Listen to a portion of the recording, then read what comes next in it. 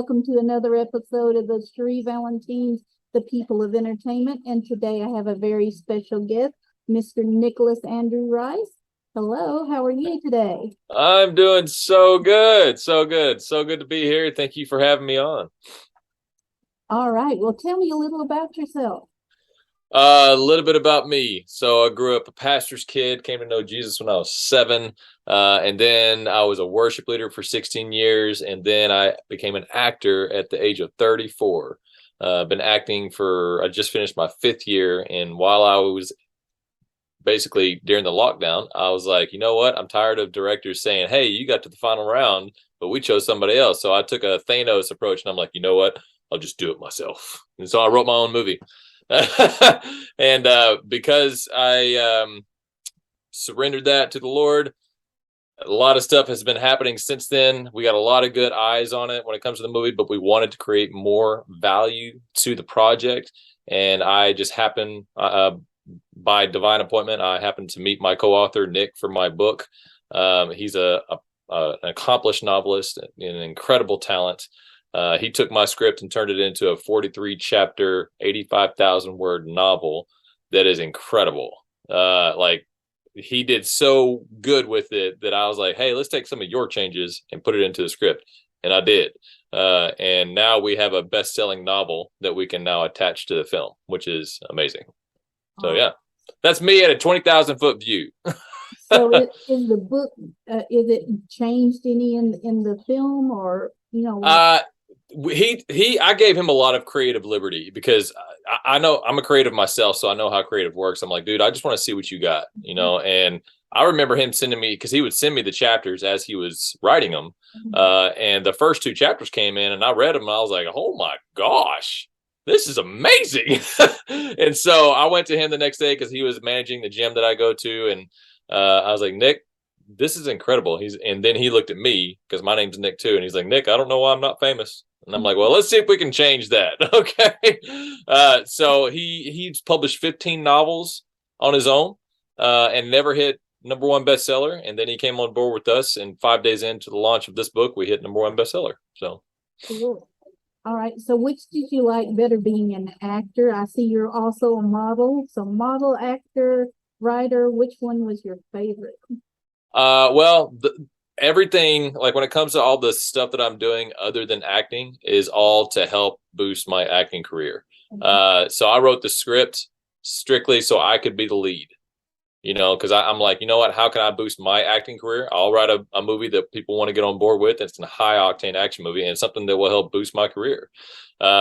It just happened to be a movie that's going to glorify God in the same process, and it's been amazing. So, but acting is first and foremost, like that's primary. I love being in front of the camera. Like I ate it up when I had my first gig. I was like, this is incredible. And I think that was God just giving me a taste of how good it's going to be, because I landed my first audition, which is hardly ever happens for a new actor, you know. And so it wasn't for anything huge. It was for a commercial print for Toyota Tundra. But that campaign actually had a lot of success, and they renewed my photos for another year. So they used my photos for 2 years. They had my photo, or they put my photo up in the Toyota Center where the Houston Rockets play. And the only reason I know that is because one of my friends who entertains his clients in the VIP section of the Toyota Center, he saw my picture on the wall, like just plastered up on the wall. And he took a picture of it and sent it to me. He's like, Nick, is this your face? I think this is your face. I'm like, dude, that was 100% my face.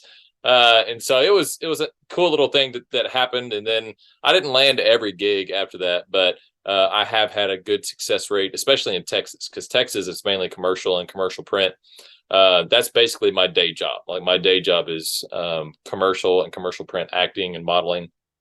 And then I get to do all this other fun stuff, because when you have a creative mind, you've got to feed that creative mind. And so I've always wanted, I've been a published writer for a couple of years now, but I've never hit bestseller. And that book wasn't a bad book. It needs some work. And so since I wrote the script, I'm like, yeah, let's turn it into a novel. Let's do this. But a novel is it takes way more work than writing a script. And I went through about 6 to 8 months of training just to write my script, which was trial by fire, by the way. But I tried to sit down and write my script into a novel, and it just way more work than what I had anticipated. So just prayed about it, and God sent us Nick, the other Nick, who his name is Nick Keller. Um, and dude is, and he loves writing. Like my love is acting, his love is writing. Even though he does act, he is an actor, but his primary is writing. He wants to be a New York Times bestselling author, which I believe we're going to help him get there.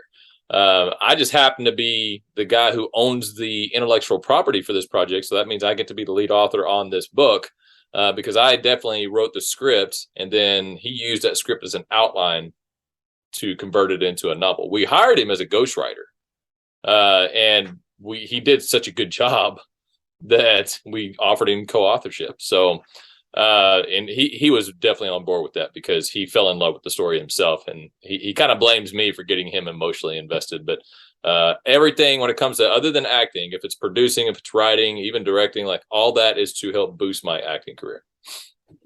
And I'm unlike you. I interned on the set of a vampire film, and I was doing the casting, and the producer wanted me to be in the movie. Hey. I fought it tooth and nail because I was like, I don't want to do it. I was totally opposite of that. If somebody would have been like, I'd be like, yes, put me in front of the camera. So I'm, as you can see, I'm a little better at it than I was back then, but I was terrified. I was like, I don't want to. No. Yeah.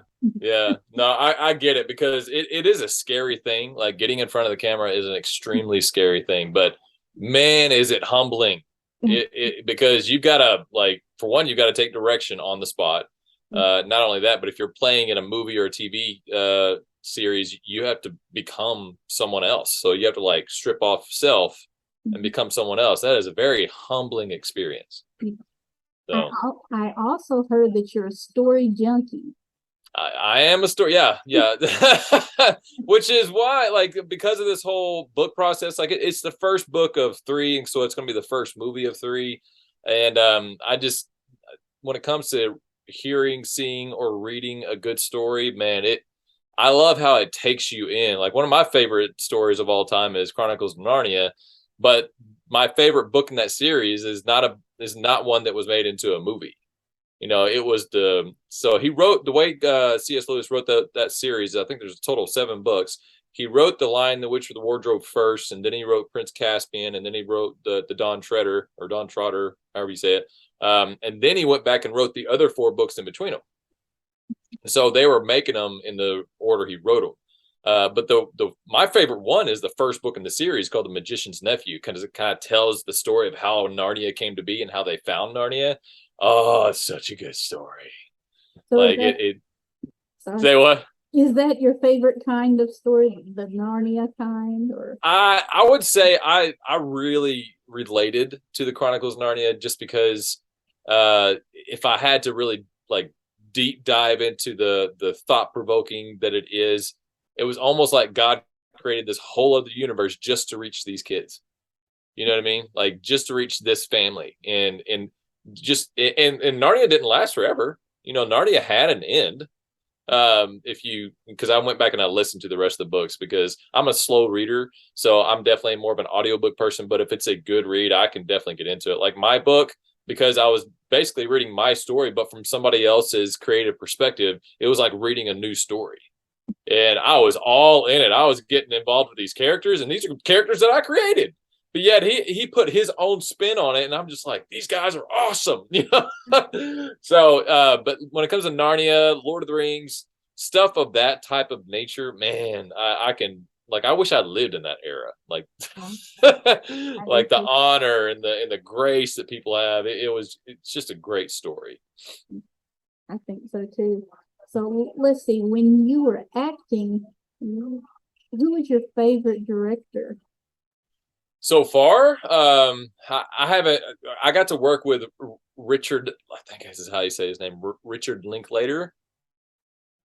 He directed Apollo 10.5, and a few others that are pretty up there. But I got to be on that set with Zachary Levi. Like, he was the lead in that scene, and I got every bump in that movie without having a line. Like, I got bumped up like from extra to featured extra, from featured extra to stand in. Like there was no way I was not going to be in that movie. And when I saw the footage, like when I saw the movie, because it came out on Netflix, when I saw the movie, I was like, holy cow, my face is all over the place. Like, like, cause they were like right here. Hang on. I took a lot of screenshots. And it's a cartoon. So it was the first time I got to see myself as a cartoon, because it was a type of animation called rotoscope animation. And, I don't look good as a cartoon.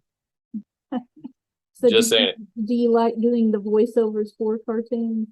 No, because like I actually got to act. Like I don't know if you can see that, but like that's me. They made me a blonde. That's Zachary Levi that's standing up. And I was that was all green screen. Like everything around us was all green screen. And I would love to do voiceover, but man, that was like the coolest day ever. It was a 1-day shoot. And me and Zach got to have conversations. He's just a stand-up guy. And if you don't know who Zach Levi is, he's Shazam in Shazam.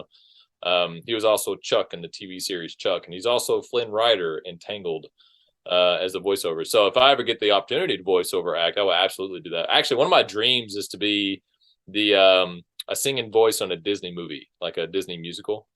That's one of my dreams. And I talked to I guess you can say an agent that resides out of LA. And I told him that's what I wanted to do. And this was when I was starting my career. He's like, well, you can't really do that because they only get celebrities to do that. And I'm like, so what you're telling me is I have to become a celebrity first. All right. Sounds good. So, and and that's going to happen. Like I will be the next Hugh, or I will be the first Nicholas Rice, but I will be the one who replaces Hugh Jackman and all the musical stuff. So tell me about this. What advice would you give a writer and an actor and a model? What advice for all three of those would you give them? Okay, so I'm going to give the same advice to the actor and the model. Okay. So when it comes to acting and modeling, you cannot stress if there's valleys, because there's going to be hills and valleys in your career. I've only been acting for 5 years, but there'll be 2 weeks that I go and I don't get an audition from any of my 5 agents. So I have 5 agents that are all over the United States, and I'll go 2 weeks without getting an audition, and then one day I'll just get like a flood of auditions from all of them. And all these actors that I'm talking to, I kind of coach a few of them, and I just tell them, I'm like, look, do something else to get your mind off of worrying about your auditions, but also that will help your career. So what I did is I wrote a script, and then I'm also producing that script. And then I started a publishing company. Like, do something else that can promote your career, but also keep your mind off of worrying, like, oh, I don't know if I did well in this audition. Like when I do auditions now, I'll put my best foot forward, but then I just forget about it. Like, do your audition, forget about it. Don't sit there and worry if you're going to get or not, because you're competing against hundreds of people. Now, if you get the audition, that's an encouraging thing because you beat out thousands of people, but when it comes to like that, because all those actors and actresses, they have that worry, they want to sit there and just like overthink it, over process. I'm like, I get it. You want to hone your craft, and I completely encourage you to do that, but you've got to be able to do something else to keep your mind off of that, and then also promote your career at the same time. So that's why I got into producing and writing. So, but when it comes to writing, the advice I would give a writer is sit down and do it, even if you don't know how. Like, I didn't know how to write a script. I sat down and just started doing it. I know what a script looked like because I'm an actor. Like when it comes to the formatting and everything. So I found a free version of a script writing software, learned how to use it. And I had a story I wanted to get down. So I just started writing. A script or a full feature script is between 90 and 100 pages. My first draft of my script was 65 pages. I got my co-writer to look over it. She's like, Nick, you got to change one thing immediately. You need to take all your story out of the narrative and put it in the dialogue. And I was like, okay, because I was writing it more like a novel. And so I made that change, and it kicked it from 65 pages all the way up to 90 pages. And then I went through a process of rewriting to really hone the story. And I had a lot of coaching in that. So the guy that I had that's my script consultant, he is an award-winning script writer, and he also teaches at the KD Conservatory here in Dallas, and just is a stand-up guy. He took my script. I think I went through about 5 rounds with him, and I finally got my script to where what we call it was sellable. And then even since then, I've went through like at least 10 rewrites, just making it better, and now people read it, and like, even though my film has an underlying faith-based film, I had a guy read it here recently. He's like, dude, I loved your script. I'm not even a Christian and I loved your script. And I'm like, that's exactly what I'm trying to get at. Like, I know this is going to be a great movie. Like, I know that. I'm the one that wrote it. But when it comes to writers, just sit down and do it and learn as you go. If you don't know how to do it, don't get discouraged and like, well, I've never been taught. Well, YouTube, like, there's all kinds of free resources out there that can teach you how to do that. You just got to be able to not hang so tightly onto your story. You've got to be able to, as long as the intricate parts of like the truth of the story is still there, be okay with making changes and be okay with other people's suggestions, because it's the other people that are going to watch it, and if they don't like it, guess what? It's not going to do well. Regardless, I mean, you can be an audience of one and like it, but you don't want an audience of one. You want an audience of millions. Was it difficult doing all the different things in one film, like writing it and doing all those roles that you said? That was stressful, was it? It can be. Here's what the advice I have to say to that is pick and choose the positions that will not interfere with each other. So I'm definitely never going to be an actor and a director. Never going to do that, just because you're doing those at the same time, and that's extremely stressful. But writing, producing, and acting never technically interfere with each other, because even though I'm producing it, I have a producing team that whenever we start pre-production, I'll go into the acting role and they'll take over the lead producer role. And then, writing is something that is going to be continually doing. But as soon as we get to a spot where we have full funds, again, I'll have my co-writers take over that role of like anything that needs to be tweaked. And then I'll switch into the acting role. So just pick and choose the positions you want to do that can help you, but like where the superheroes get their power. And if I'm only known as an actor for the characters that I've written, I would die a very happy man, because this story done right, I mean, it could, if we make less than 300 million in the box office, we would be shocked. Just because it's just that familiar and yet new at the same time. I had one guy who was our beta test reader. He's one of our beta readers for the book. He's been with me since I started this whole movie and book process. And he's like, Nick, you're resilient. But if I had to tell you what the reason why I love this book so much is because it was like The Matrix meets Kill Bill meets Navy SEALs. And I'm like, hey, that's a good, that's a good way to explain it. And I'm a fan of all those things. So I am too. So I definitely want to watch it now. Yeah. And every time, and I'm not going to, since we're on kind of a, like, fan-based podcast, I don't want to give away the story. But if you want to read the book, go to Amazon.com, look for Preemptive Strike or Beyond Sight, and it should pop right up. We just surpassed our 30 days, so we're no longer a new release, but we held the #1 new release spot for the entire time. Like, we were #1 new release for the entire first 30 days. We hit bestseller on day 1. We hit #1 bestseller on day 5. And just go buy the book. The ebook's 99 cents. Just go buy it and read it. Like, and we want your honest review. That's what we want. We don't want you to sit there and fluff it. Like, we want your honest review. If you believe it deserves 2 stars, give it 2 stars. I don't think you're going to do that because it's a really good story. So as long as you go into it with an unbiased opinion, read it, let it speak to you, let it pull you in, and you're going to have fun with it. So, but what was the question again? Well, what ultimate story would you like to write to, as well as acting? So I think I'm more excited about the sequel to this first book that I wrote, just because it's all about like the origin of where the powers came from, and it's never been done before, and it will require a huge budget for the second film, like probably close to $100 million. Because it'll have to be shot like Avatar was shot. Avatar was shot motion capture.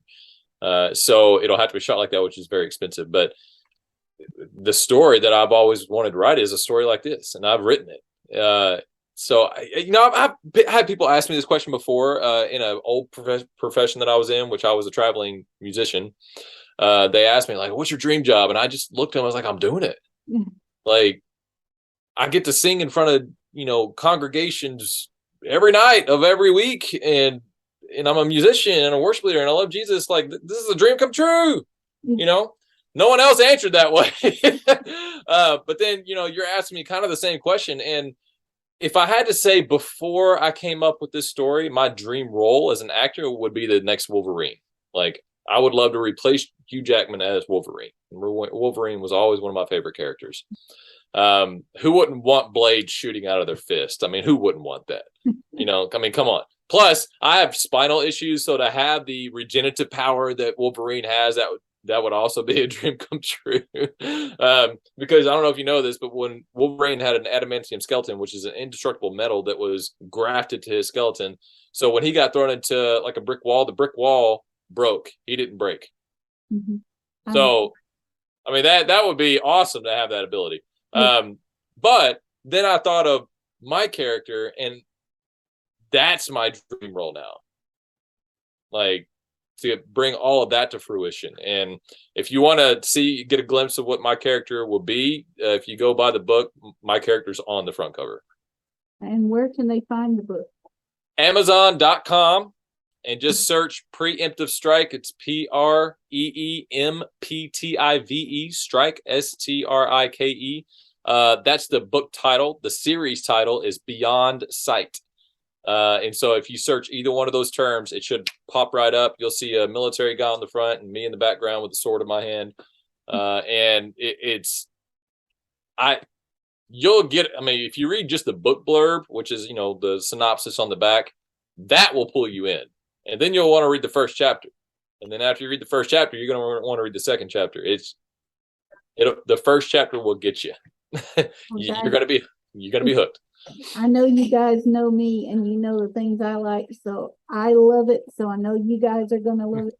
Trust me on this. Where can people find you on social media?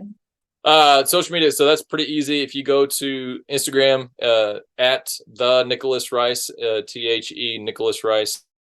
And then if you want to follow our publishing company, it's called Into Books Publishing, because there's two Nicks that were the lead authors on this book, and so Into Books.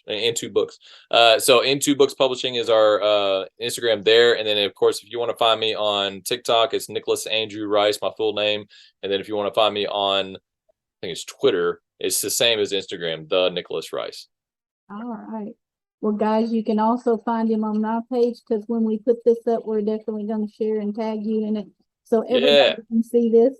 And sweet. I just want to thank you for coming to and be my second LA interview, because you're very welcome. You're very welcome. It's awesome to be here. I love doing these things. I love helping other creatives out and promoting each other. This is what it's all about. So, and of course, we're gonna have you come back for more for the second one that you're gonna write. Yeah. Just know that I'm gonna love. So, oh yeah. All right. Hopefully that'll be out in the next 90 days, but we'll see. Awesome. Cool. Can't wait. Me too. Yes. Well, thank you for coming. And guys, I always end this the same way. It's don't live somebody else's dream, live your own. Yes. That's what I'm talking about. That's a good line. Right. Don't spend your life living somebody else's dream, live your own. So Amen to that. Yes. I haven't said it in so long, I forgot exactly how I said it. So hopefully that's how it goes anyway. Yeah. Yes. Guys, thank you so much for coming to see CHERRI Valentine's The People of Entertainment again. And we will have another one as soon as possible. Thank you, guys. Bye-bye. Bye. All right. I never stopped looking for her, I too have lost faith in the police.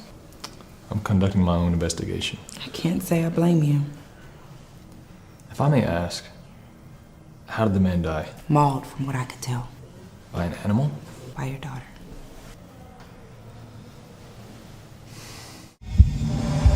Oh! Drake takes a huge body shot!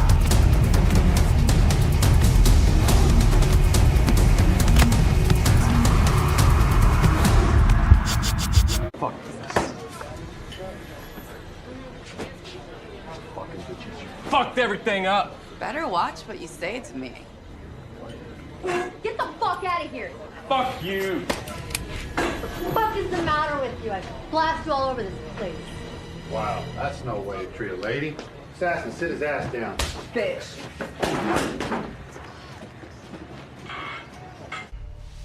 You're not gonna even ask why.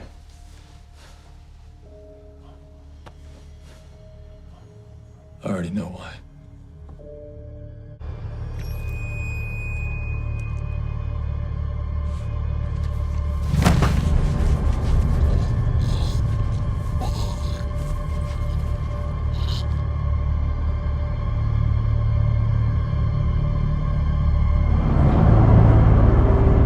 Sure you want to do this? Yes, I need to learn how to control this. You want me to punch you in the face? Yes, but by no means, no reason should you ever snap out of it. Promise me. I promise. Okay. All right, you ready? Here we go.